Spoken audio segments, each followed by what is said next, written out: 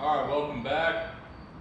This is one of the projects that I finally found some time to start working on. It's a 1940 Hudson, and I'm going to give you a quick rundown of where it came from, how long it's been sitting, and what I've done to it so far. And we're going to create like a mini series on this build by itself because we like all types of cars, fast ones and especially slow ones. So this car was bought from a friend of mine who went to buy a sewing machine, and I guess he was a younger dude, and his grandpa owned like a dozen Packards, Hudsons, and Hudson Hornets. Had a whole barn full of them. This one was, I guess, one of his cars he bought brand new, the old Path, and from our understanding, it was sitting since '93. We found a bunch of documentation in it that says it was on the road in '93.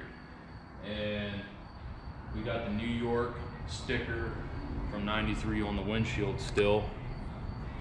And from my understanding, this car is 100% like original, unmolested, and really like unmaintained. A lot of the parts on the car have like the factory correct tags on it, which is absolutely epic for being 85 years old roughly. It's very solid. There's no holes in the floor. It sat in a shipping container, and it's got patina all over the roof from the moisture in the floor. We got the factory rubber floor. It's probably gonna be dark in there, but it actually says Hudson on the rubber floor. I don't know if we can see it. It's up towards the center underneath there. This car came with the factory options of a radio, which is in the trunk.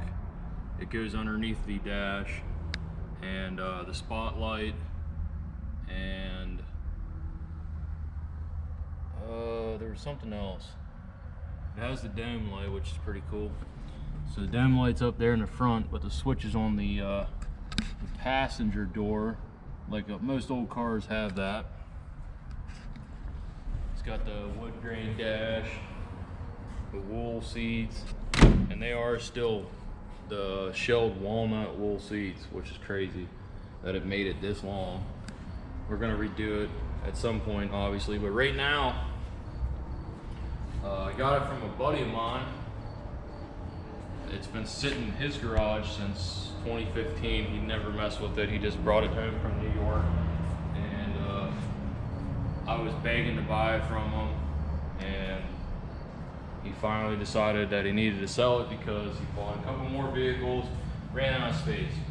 So now I have it, and we're gonna get it running so that we can take it to a show. It is September 8th, and we're going October 12th, okay? But here's the engine bay. What I've done to it so far is took the carburetor off and cleaned it out. It was super greasy, and I adjusted it. I got the car to run in idle, but it likes a lot of choke, which is weird. I took the thermostat housing off, and there was like a thermostat remains in there that rusted and completely obliterated itself. So there's no thermostat in it now. I have it sealed up. The water pump is leaking. I have a new one of those to put on. I put a fuel pump on it, OEM, original 1940 Hudson fuel pump. It's a mechanical. It was rebuilt, but evidently, so like new old stock stuff isn't really that great, because when you buy an 85-year-old fuel pump and put it on a car, it's gonna leak exactly like how the one that was on the car did. And I put this brand new fuel pump on and it leaked, so I ended up rebuilding it. The only difference was this housing was cleaner than mine. So you win some, you lose some. The radiator had like 3 holes in it.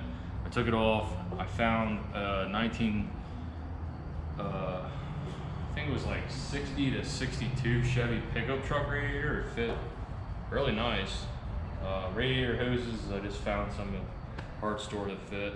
And the gas tank is fully custom built right here. Made that myself. Pretty proud of it.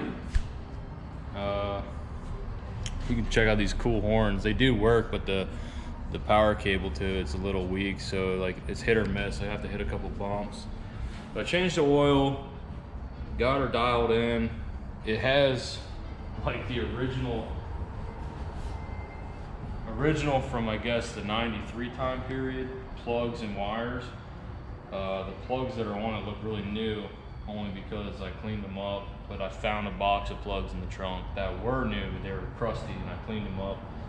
So the wires are like really obliterated. Get a shot of that.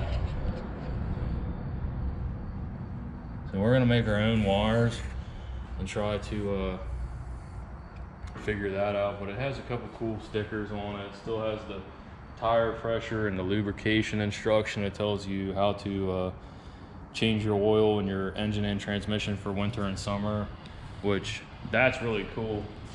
Let's see, where's the other sticker at? Oh, it's on the passenger side. I'll show you that quick.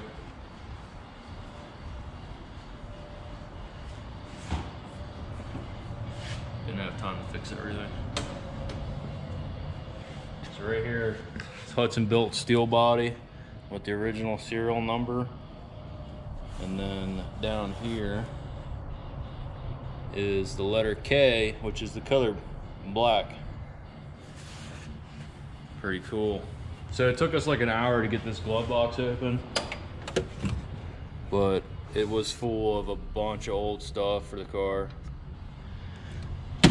And actually the original bill of sale was in that. We'll show that another time. All right, now I'm gonna show you that the car runs, and I had to do some adjustments to the carb yet, but it's got the 3-speed on the tree. The ignition is definitely broken, but you gotta find like the, all right, maybe just cut. I got it. Hold on. There it goes. All right.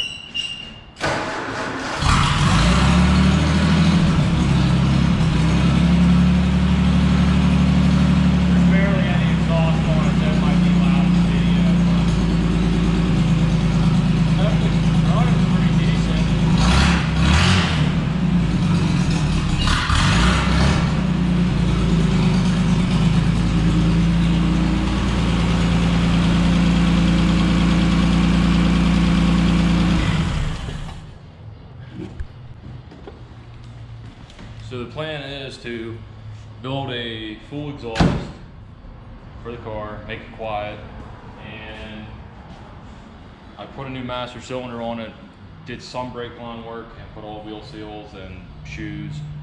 It was incredible. There was a box that had 4 sets of brand new brake shoes for this car in the trunk from like 1985 from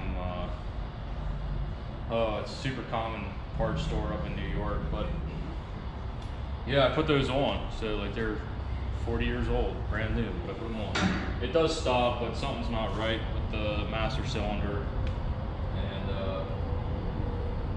hopefully we can show you a video here soon of us taking this thing to the local club, the Sportsman's Club, as our test run before we drive it. Like the car show's an hour away that I registered in it here in about 3 weeks. Yeah, hope you enjoy it. Look back at our channel for more videos on our 40 Hudson.